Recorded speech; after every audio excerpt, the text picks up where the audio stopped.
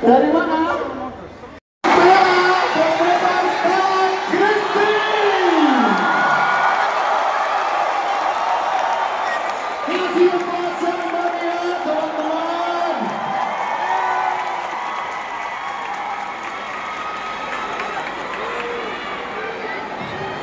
Terima kasih, silakan kembali. Langsung lagi silakan.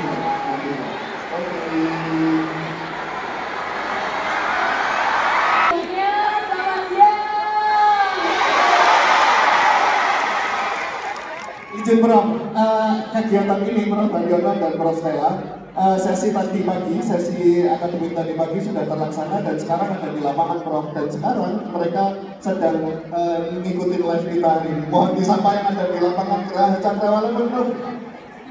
Untuk yang lagi di lapangan lagi online, terima kasih sudah hadir bersama-sama kita di sini. Semangat, salam merdeka. Merdeka. Terima kasih, silakan dulu Prof. Terima kasih Prof Bagiono.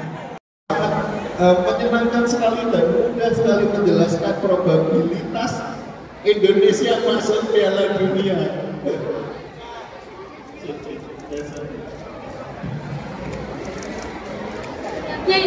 Sebenarnya yang menghitung probabilitas itu adalah seorang profesor fisika, suami saya. Hari ini hadir.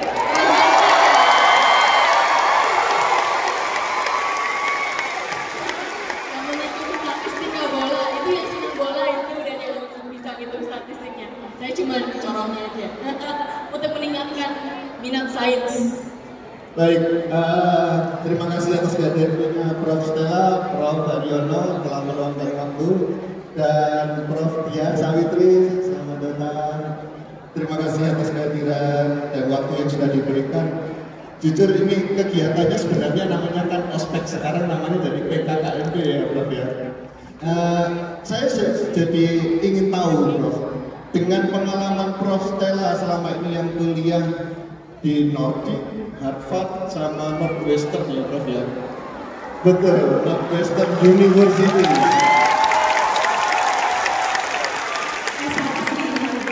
S1 di Harvard. Oke, jika dibukakan ruang rindu, kangen seperti apa yang Profesor miliki ketika melihat adik-adik kita ini berkumpul kembali di penerimaan mahasiswa baru? Adakah rasa kangen untuk ikut ospek lagi, Prof? Pasti saya sangat iri kepada adik-adik sekalian. Masih sangat ingat hari pertama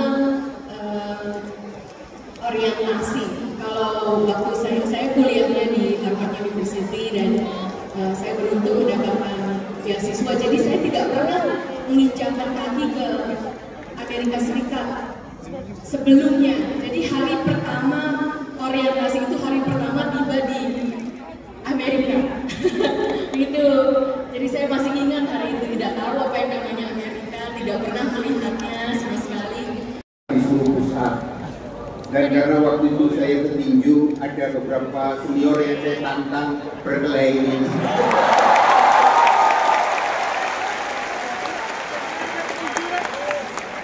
Makanya saya selalu pesan kepada teman-teman panitia, jangan jadikan adik-adik juniormu sebagai objek untuk bullying, objek untuk jualan barang-barang. Ketua ospeknya justru jatuh cinta. Ini pengalaman yang sangat berharga, sehingga karena mungkin ada yang diincar ketua ospeknya, maka nggak berani yang keras-keras gitu. Jadi selalu pokoknya dengan sentuhan kasih sayang ya, cara bicaranya ya, cara memanggilnya, semua penuh cinta. Ini ospek saya ya.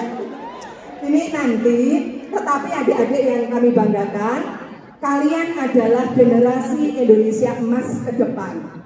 Harus punya kekuatan dari ospek ini adalah fondasi kuat untuk menjadi seorang yang sukses dalam membawa Indonesia menuju kancah internasional maupun nasional. Setuju gak?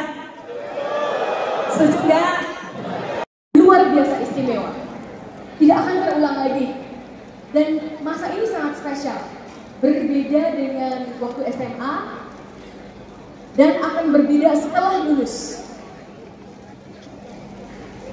Waktu SMA, adik-adik semua pasti karena bisa diterima di Universitas Negeri Malang, pasti sangat pintar dan baik sekali dalam pelajarannya, dalam dunia akademik.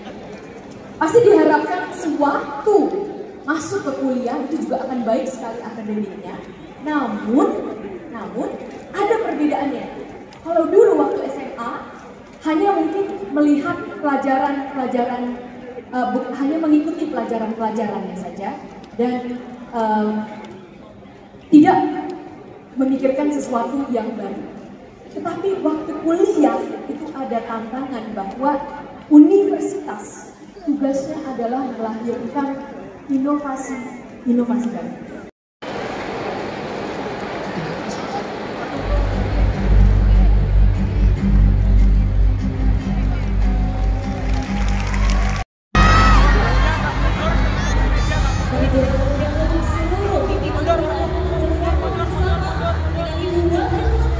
Jelaskan menurut saya yang paling penting sekali adalah bagi mahasiswa kita untuk berpartisipasi dalam kegiatan riset yang dilakukan oleh dosen-dosennya. Dalam melakukan kegiatan penelitian itulah mahasiswa harus bisa bersama-sama memikirkan pertanyaan dan secara sistematis mencari jawaban dari pertanyaan tersebut dan memberikan apa sebenarnya hasil atau jawaban dari pertanyaan tersebut. Dengan cara itu mahasiswa kita bisa mendapatkan pemikiran, kemampuan berpikir kritis, kemampuan mengambil keputusan, dan kemampuan untuk bisa mengatur waktu mereka yang tadi saya lihatkan secara pragmatis. Itulah yang diinginkan oleh para pemberi pekerja berdasarkan data. Kembali kita berdasarkan data, bukan hanya oke, kita harus begini, tapi apa yang diinginkan dan itu yang kita capai. Tentang pemerata pendidikan yang ditanya mahasiswa kemana? Ya, ini pertanyaan yang sangat baik sekali dan memang itu adalah satu yang sangat penting sekali bagi saya dan tim saya, bagi kami di kementerian. Kalau Bapak Ibu sekalian sudah melihat bahwa kami sangat sering sekali ke daerah untuk melihat keunggulan dari masing-masing universitas kita yang tersebar di seluruh pelosok Indonesia. Ada satu yang kita sebut namanya riset lokal, ekonomi lokal. Jadi kita setiap kali saya datang ke universitas, saya hampir tidak pernah memberikan kuliah. Ini khusus untuk mahasiswa, tapi untuk ke dosen-dosen tidak pernah, karena saya merasa saya harus mendengarkan apa yang sudah dikerjakan oleh para dosen-dosen kita. Jadi saya mengetahui bahwa dari setiap paparan itu, dari dosen, pimpinan, dan dari mahasiswa mengenai riset unggulan mereka, setiap universitas kita itu punya keunggulan riset. Dan ini kami coba datakan, lalu kami kembangkan lewat hilirisasi, lewat kemitraan dengan industri, dan tentu saja juga dengan investasi langsung dari pemerintah. Yang unik dan unggul dari UM apa, Prof? Yang unik dan unggul dari UM, ini saya kasih lihat. Ini tadi begitu saya datang langsung disambut oleh air minum. Ini adalah hasil riset Bapak Ibu sekalian. Ini hasil riset elektrolisis dari air hujan yang menghemat 50% ya Pak Rektor ya. Bahwa jadi ini sebenarnya setiap riset itu bisa cuan, menghasilkan uang, dan UM tuh punya riset yang luar biasa sekali. Prof, tanggapannya terkait dengan munculnya 13 perguruan tinggi yang dilakukan risetnya? Yang harus kita lihat, saya kembali, ini bukan mengenai orang-orangnya, jadi bukan karena orang-orang kita ingin melakukan jurnal bodong atau ketidakbaikan, tetapi ini adalah sesuatu menjadi kita lihat adalah ekosistem yang masih belum optimal mendukung apa yang harusnya kita dukung. Itu memang sedang kita coba perbaiki. Apa sebenarnya yang kita haruskan, misalnya IKU dari universitas atau BKD beban kerja dosen yang membuat dosen kita akan bisa menghasilkan secara kualitas, bukan kuantitas. Saya rasa adanya itu adalah karena mungkin terlalu didorong untuk hanya kuantitas, tapi bukan kualitas. Tapi yang penting adalah kualitas. Jadi bagaimana kita memperbaiki regulasi-regulasi agar menginsentifkan kualitas dan bukan kuantitas.